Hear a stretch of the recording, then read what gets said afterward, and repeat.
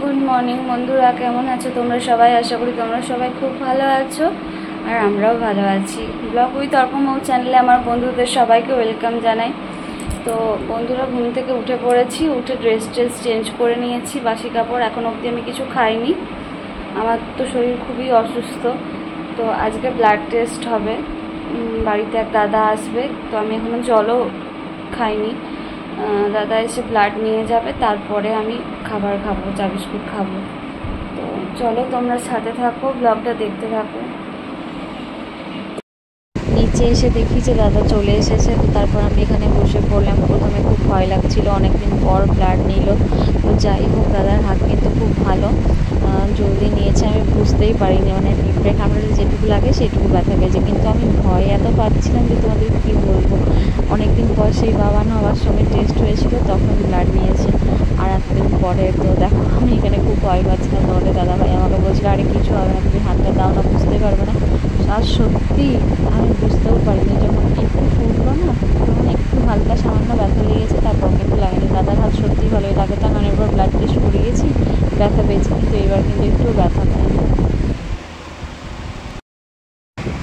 তারপর মা বললো যে মায়েরও হিমোগ্লোবিনটা একবার টেস্ট করাবে, সে কারণে কিন্তু এখানে মায়েরও ব্লাডটা নিয়ে নিল।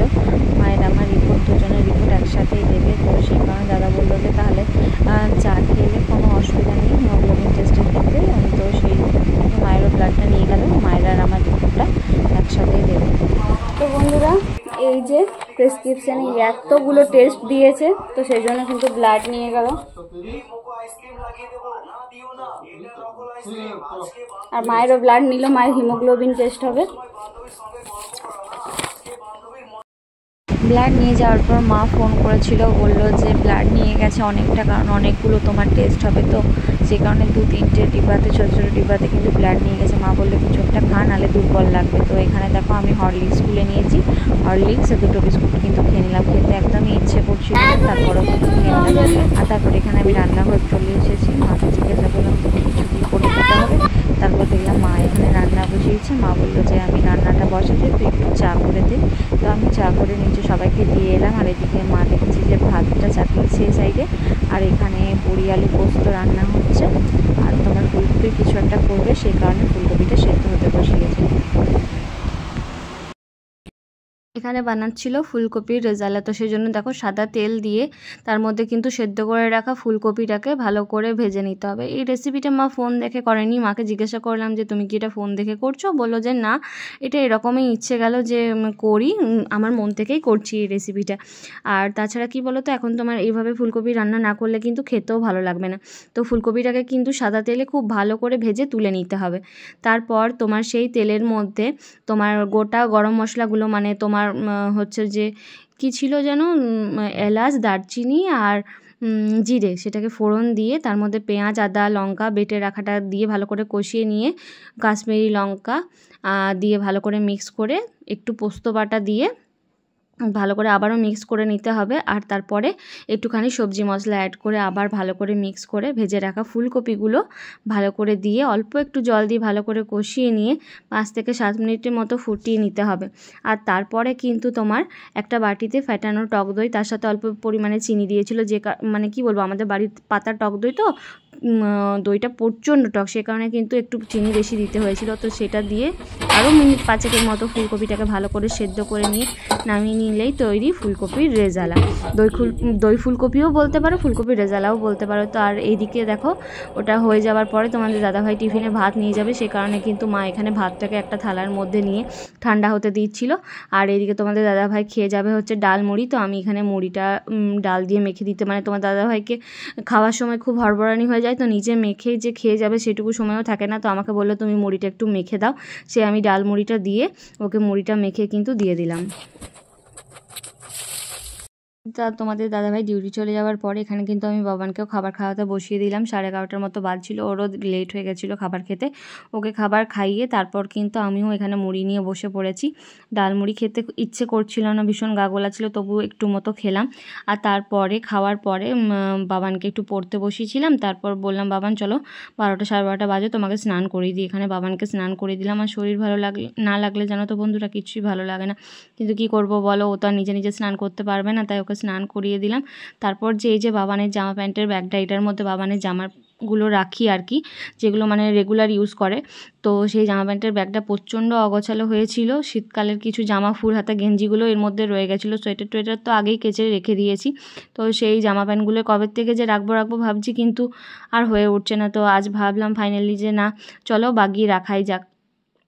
দিয়ে তোমার এখানে আমি এই ব্যাগটার মধ্যে বাবান যেগুলো রেগুলার ইউজ করে আর কি, গেঞ্জি প্যান্ট, সেগুলো খুব ভালো করে বাগিয়ে রাখছিলাম। আর যেগুলো পরাবো না সেগুলো একদিকে আলাদা করে রেখে দিলাম। এখানে বাবান আমাকে হেল্প করছিল, বললাম বাবান একটা পেপার এনে দাও, আমাকে পেপারটা এনে দিল। আমার কথা মোটামুটি শোনে, এক দুবার দুষ্টুমি করে, কি বলবো, ছোট ছেলে তো।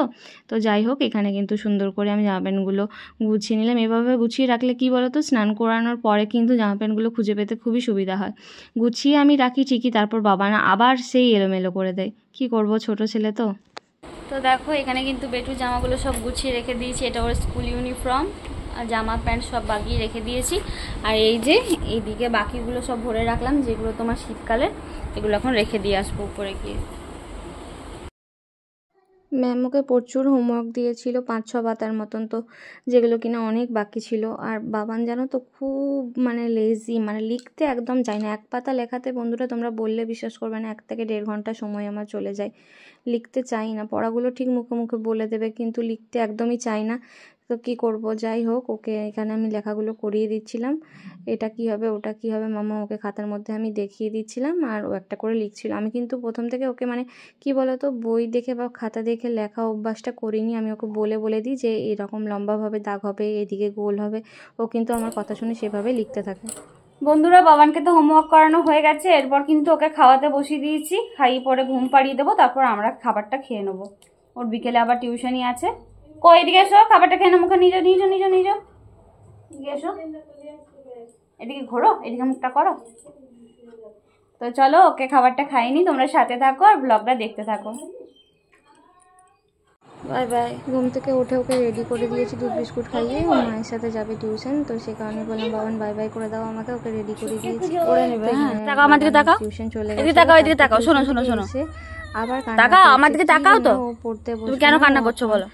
খেলাও করবে না, ফোন দেখবে। তো তুমি যখন খাবার খাবে না, খাবার খাবে তখন কিন্তু আমি তোমাকে ফোন দেবো। এখন তুমি এলে, এই যে ম্যাম কত টাস্ক দিয়েছে, এই টাস্ক গুলো যদি তুমি কমপ্লিট না করো, দেখো কত টাস্ক আছে। দেখো দেখাচ্ছিলাম যে কত লেখা আছে, পাতা 4 পাতার মতন। আচ্ছা, এইগুলো যেগুলো ইজি আছে সেগুলো লিখে নাও, তারপর আমি বাকিগুলো করে দেবো। বসো, গুড বয় মতো লিখে নাও। তো বসো, অল্প লিখে নিলে ছুটি দিয়ে দেবো। পারলাম না আমি ওকে সামলাতে, বললাম যা পারিস কর তুই, আমার খাবার করা বাকি আছে। রান্নাঘরে চলে এসেছি আমি এখানে রুটি করতে। আর রাত 8:30 15টার মতো বাজছিল। খাবার করতে দেরি হয়ে গেলে ওকে খাওয়াতেও দেরি হয়ে যাবে, সে কারণে আমি আর ওকে বেশি জোরাজোরি করলাম না। বললাম ফোন না দেখে তুমি খেলা করো। তো আমার কথাটা শুনলো, দেখছে যে যাই হোক পড়তে তো আর হলো না, তো সেই কারণে ও খেলতে শুরু করলো। আর এদিকে কিন্তু আমি রুটিগুলো করে নিলাম। 9:15 মতন বাজছিল। আর রুটি করতে করতে কিছুক্ষণ পর জানো বন্ধুরা, লাইন গেল চলে। ব্যাস হলো সমস্যা শুরু। লাইন গেলে আর তো আসার নামই নেয় না। 1 ঘন্টা 1.5 ঘন্টা পর লাইন আসবে। কি কষ্ট করে যে রুটি সবজি বানিয়েছি। তো বন্ধুরা, বেটুকে পড়তে বসিয়েছিলাম, ওকে পড়ানো হয়ে গেছে। আর 1 ঘন্টার মতন হলো লাইন নেই, অল্প একটু ঝড় বৃষ্টি হলো আর লাইন কিন্তু চলে গেছে। তো চলো 10টার মতো বাজে, এরপর কিন্তু বাবানকে খাবারটা খাইয়ে দেবো। তো বন্ধুরা, খাবার দাবার খেয়ে চলে এসেছি উপরে, এরপর বিছানা করে নেবো। এই দেখো চাদর পাতা ছিল, চাদরটা তুলতে হলো। একটু আগে ঝড় বৃষ্টি হলো, তো ঝড়ে একদম রুমের মধ্যে জানলাটা খুলে গেছে আর পুরো ধুলো ঢুকে চাদরটা একদম তোমার মানে কি বলবো, গোটাই ধুলো হয়ে গেছে। সেই জন্য চাদরটা তুললাম। এখন এই যে বেডশিট নিয়ে এলাম, বেডশিট এই নতুন বেডশিটটা পেরে দেবো, মানে কাঁচা বেডশিটটা। সকালে তো ব্লাড নিয়ে গেল, ব্লাড টেস্টের রিপোর্ট বলেছে 2 দিন পরে দেবে। আর 2 দিন পরে আলট্রাসোনোগ্রাফিটা করাতে হবে।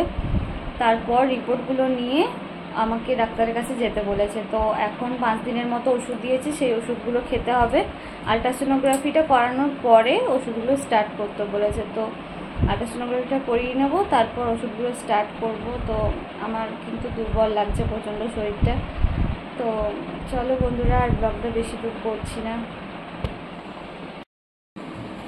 আজকের ব্লগটা এই অবধি। এই ব্লগটা তোমাদের কেমন লেগেছে আমাকে অবশ্যই কমেন্ট করে জানিও। যদি ভালো লেগে থাকে লাইক কমেন্ট সাবস্ক্রাইব করে আমার পাশে থাকার অনুরোধ রইল। তো চলো বন্ধুরা, খুব জলদি আবারও নতুন একটা ব্লগের সঙ্গে দেখা হবে। টাটা।